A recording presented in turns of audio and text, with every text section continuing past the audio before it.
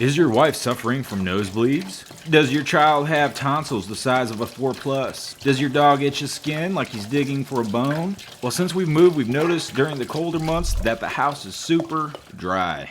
We've had this ultrasonic humidifier for years, but after some recent research, vibrating water particles into the air may not be such a good idea, even if you use distilled water like you're supposed to. And just a side note, if you do find white dust around your ultrasonic humidifier, it's because you're not using distilled water. So we picked up 2 of these AIRCARE space savers. After all the research I've done, this trash can on wheels is about as good as it gets for portable humidifiers. There's not much to it. It's a plastic container with wheels on the bottom and a fan that sits on the top. On the inside you have a replaceable wick which absorbs water while the fan evaporates it. Unlike the ultrasonic humidifiers, this evaporative humidifier won't put any particles into the air. Instead, they remain on the wick, and once they build up enough, you just replace the wick. This unit has 3 fan speeds, kind of loud, and really loud.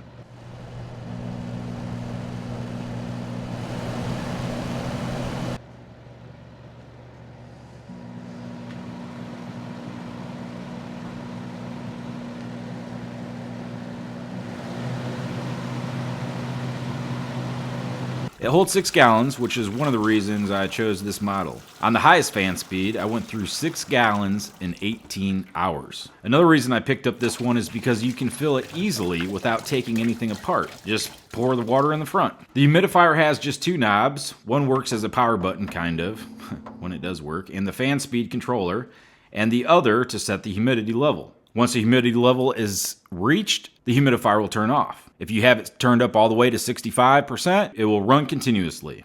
Another issue I found with this is getting the lid to sit just right so the fan comes on. It can be a little bit frustrating, to say the least. They do recommend replacing the filter at the beginning of every season, but more often if you have hard water. And they also recommend cleaning the reservoir every 2 weeks. You will want to let your humidifier run for at least a day before you're actually going to see the humidity levels really start to rise, because everything in your house is dried out, and all that stuff that's dried out is just going to absorb the water first, and then the humidity will be put into the air. This unit is rated to cover homes as big as 2,700 square feet and to output 9 gallons on high in 24 hours. The house we're in is around 1,500 feet, and after running for 24 hours on high, my humidity went from 20% to almost 40%.